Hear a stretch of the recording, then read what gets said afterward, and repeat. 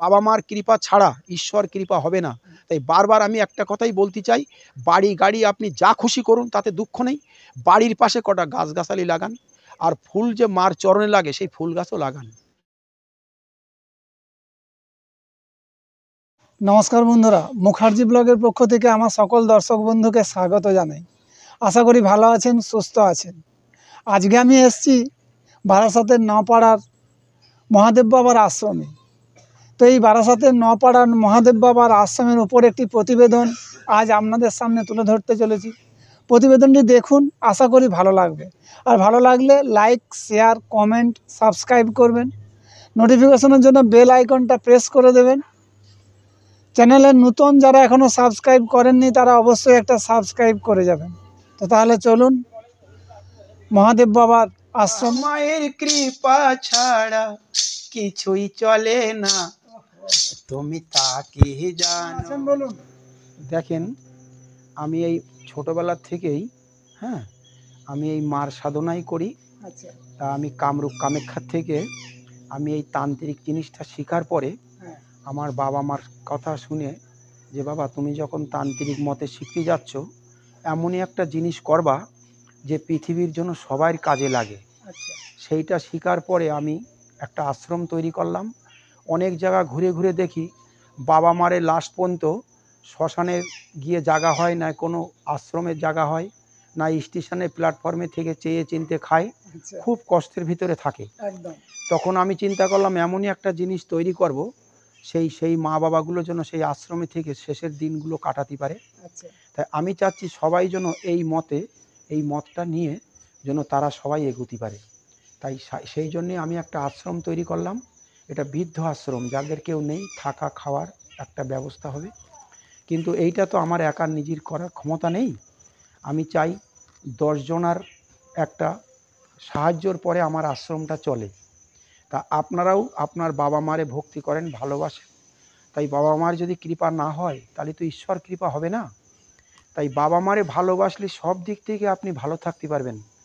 তাই আমারও ইচ্ছা যে আপনারাও এই পথে এগোতে চান, আর শেষের দিনের একটা দিন চিন্তা করে বাবা মারে ভালোবাসলে সেই দিনগুলো ভালো আসবে। তাই আমি কামরূপ কামাখ্যার থেকে এই গাছগাছড়া শিখে আমি চিন্তা করি ডাক্তারখানাও যেরকম একটা প্রয়োজনের জিনিস, হসপিটাল বা এই গাছগাছড়া এও একটা প্রয়োজনের দরকার। তাই আমি কামরূপ কামাখ্যার থেকে এই তান্ত্রিক জিনিসগুলো শিখে এসে যেসব মারা হসপিটালে পয়সা দিয়ে চিকিৎসা না করতে পারে, বা অনেক বাবারা চোখ নিয়ে অন্ধ হয়ে যাচ্ছে, তারা অপারেশন করতে গেলে ভালো হতে পারে, তারা শেষ হয়ে যেতে পারে। আর আমি এটা শিখেছি একটা পাতার সাহায্যে সেই চোখগুলো ছানির থেকে মুক্তি পেয়ে তারা আবার নতুনভাবে হয়ে তারা কাজকর্ম করে খাক। কেন পৃথিবীতে চোখ ছাড়া আর ব্যাধি যদি কারুর ধরে নেয়, সেই থেকে না সুস্থ থাকে, তাহলে টাকা পয়সায় কোনো কাজ হবে না। তাই বলছি যে সবাই বাবা মারে ভালোবাসো, বা কোনো ব্যাধি হলে কোনো জায়গা না কোনো জায়গায় গিয়ে তার চিকিৎসা করো, বা নিজের বাবা মারে ভালোবাসতে শেখো। কেন বাবা মার কৃপা ছাড়া ঈশ্বর কৃপা হবে না, আর ঈশ্বর কৃপা না হলে তুমি কোনো পথে এগোতে পারবা না। তাই আমি বলতে চাই যে সবাই এই পথটায় চলো। আর আমার এখানে যে ঠাকুরগুলো আছে, রাজা হরিশ্চন্দ্র শৈবা, কেন এরা রাজত্ব ছিল, সেই রাজত্ব থেকে তারা যখন সেইটা শেষ হয়ে যায়, তখন আস্তে আস্তে আবার দুজন স্বামী স্ত্রী বিচ্ছিন্ন হয়ে যায়। যাওয়ার পরে রাজা হরিশ্চন্দ্র তখন রাজত্ব সব লোকের দান ধ্যান করে দিয়ে তখনও একটা শ্মশানে গিয়ে থাকতো, যে আমি এই শ্মশানেই আমার জায়গা। ও ডোমের কাজ করতো, মরাটরা পোড়াইতো। পোড়ানোর পরে তখন ওর বউ ওই বাচ্চাটা নিয়ে জঙ্গলের মধ্যে থাকতো, তখন মারা গেল। তখন শ্মশানে গিয়ে তখন দেখে যে একটা মানুষ, তখন বলছে তুমি কি করবা এটা? বলছে আমার ছেলেটা মারা গেছে, আমি পোড়াবো। তখন বলল যে আমার যদি একটা না করো, আমার এখানে কড়ি ছাড়া তো আমি পোড়াই না। বলছে দেখো আমার স্বামী অনেক দিন আগে মারা গেছে, তা আমি এখন কোথায় পয়সা পাবো? বলে তোমার স্বামীর নাম কি? তখনও বললির পরে দেখলো ওই আমারই তো সেই সন্তান। তখন ওই শ্মশান থেকে ওদের দুজনের আবার মিল হলো, ওরা আবার সংসার জীবনে চলে গেল। তাই কি বলছে, ভগবানের কৃপা হলেই মানুষ শেষ জীবনে গিয়েও আবার যোগাযোগ হতে পারে। গুরু গুরু করো তুমি, গুরু জানো না, তাদের ভালোবাসো না।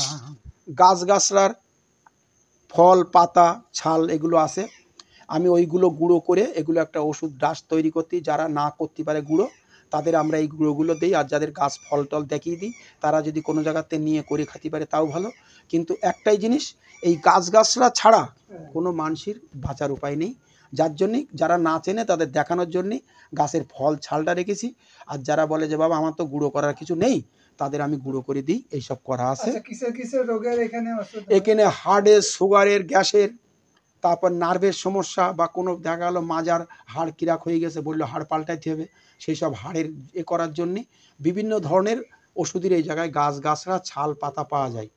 আর বা কোনো সংসারের সমস্যা, স্বামী স্ত্রী অনেক রকমের সমস্যা থাকে, তার এরকম গাছগাছরা দিয়ে একটা মাদুলি করা হয় সেটা কাছে নেওয়ার জন্য। সংসারে অশান্তি, স্বামী স্ত্রী বনিবনা হয় না, বাবা মার সাথে বনিবনা হয় না, পাড়ার লোকের সাথে মেশে না, নানান রকমের সমস্যা, তারও যোগাযোগ করার জন্য আপনারা এসে যোগাযোগ করেন, তাহলে সব জিনিসগুলো জেনে। এখানে সব জিনিসগুলোই করা হয়, কিন্তু সেই জিনিসগুলোর কাজ হচ্ছে ওনারা এসে আগে দেখুক যে গাছ সম্বন্ধে আমি যে বললাম সেটা সামনে গাছগুলো দেওয়ার পরে প্রমাণ করুক। আর এই যে দেখছেন আমার এই জায়গায় আমি বসে রুগী দেখি, বিভিন্ন ধরনের রুগী আসে আর বিভিন্ন ধরনের গাছগাছরা। আর এই যে আমার সব ঠাকুর আছে, আমি চাই সবাই নিয়ে থাকতে, আমার কাছে সব রকমের দেবতা আছে। আমি চাই এই যে আমার গুরুদেব বৈশিষ্ট্যমণি কামরূপ কামাখ্যা, এই গুরুদেবের এখান থেকে আমার শিক্ষা। এই যে আমি বসে আছি, এইটা পাহাড়ের পরে বৈশিষ্ট্যমণি, ভূতনাথ শ্মশান থেকে যেতে হয় কামরূপ কামাখ্যায়, যে বৈশিষ্ট্যমণির আশ্রম। এই যে এখান থেকে আমার শিক্ষা। এই যে আর এইটা হচ্ছে এই যে, আর এখানে সব শিকড় টিকড় আছে, এই যে সব শিকড়, এই সবগুলো সব গাছগাছরা। আর এইটা এই দিকটা হচ্ছে আমার যত ভক্ত আছে তাদের সাথে আমি গঙ্গাসাগরে, এলাহাবাদ, কুম্ভ মেলা সব জায়গায় করেছি, সেইগুলো করেছি। এই জায়গায় ঘরের কৃষ্ণ থুয়ে তুমি বাইরেতে খোঁজো, তাদের ভালোবাসো না। এই যে গাছগুলো দেখছেন, এইটা একটা ছোট পান গাছ। এই পানটার আপনার একটা ওষুধ তৈরি হয়, যাদের এই দাঁত ফোলে যন্ত্রণা, তার একটা ওষুধ তৈরি হয়, ঠিক আছে? হ্যাঁ হ্যাঁ। আর এইটা হচ্ছে এই একটা গাছ দেখছেন লাল রং, এইটা বিষহরি পাতা। এই বিষহরি পাতা দিয়ে যাদের চর্মরোগ, গায়ের ছালের পরে অনেক রকমের ব্যাধি হয়, ঘাপাসড়া হয়, সেইগুলোর জন্য এই যে আপনার এই গাছটার পাতার রস দিলে সেইগুলো ঠিক হয়ে যায়। গেল এইটা হচ্ছে এই যে গাছগুলো নিচে, এগুলো পাথরকুচির গাছ।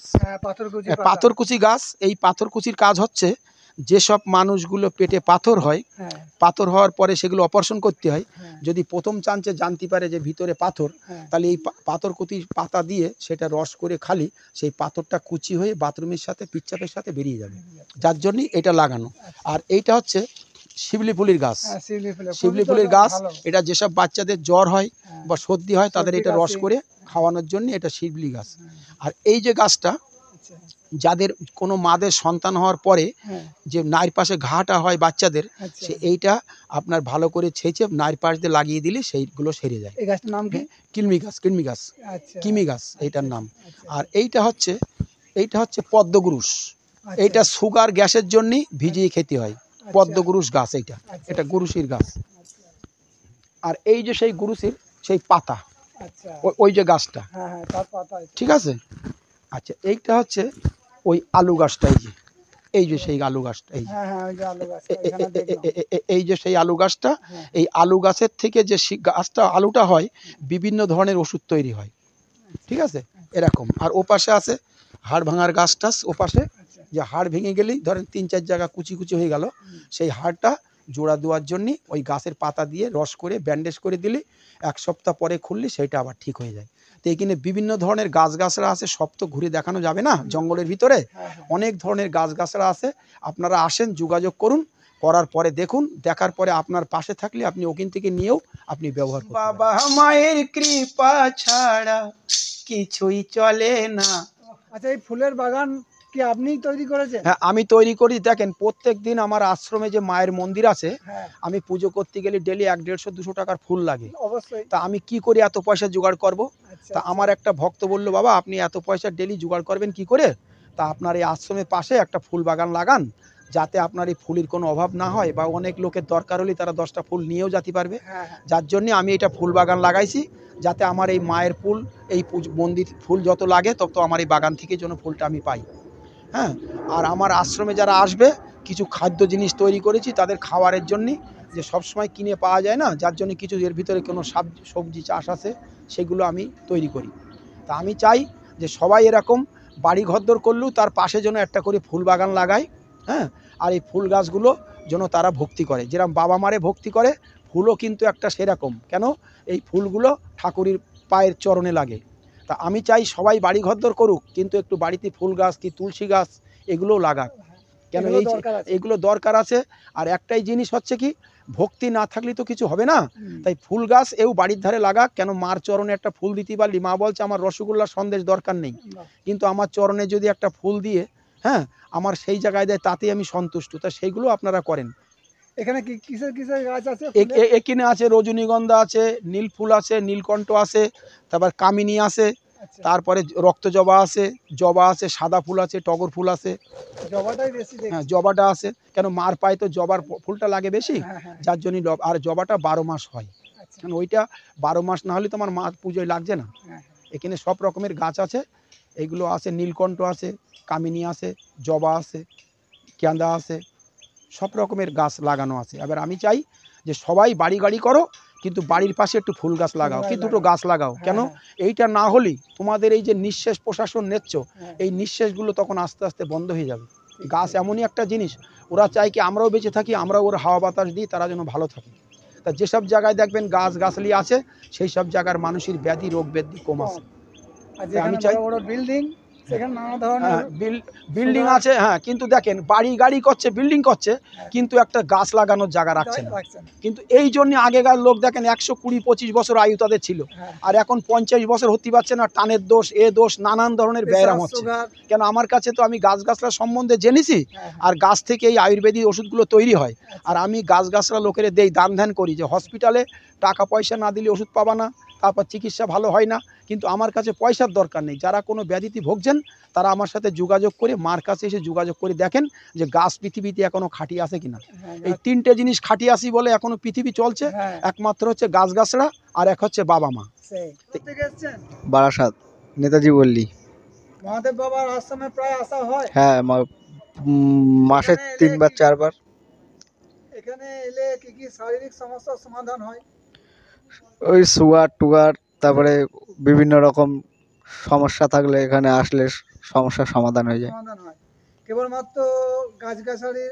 সবই গাছগাছালি, এখানে কোনো মেডিসিনের কোনো ব্যাপার নেই। আচ্ছা, এই মহাদেব বাবা এরকম চার্জ কেমন নেই?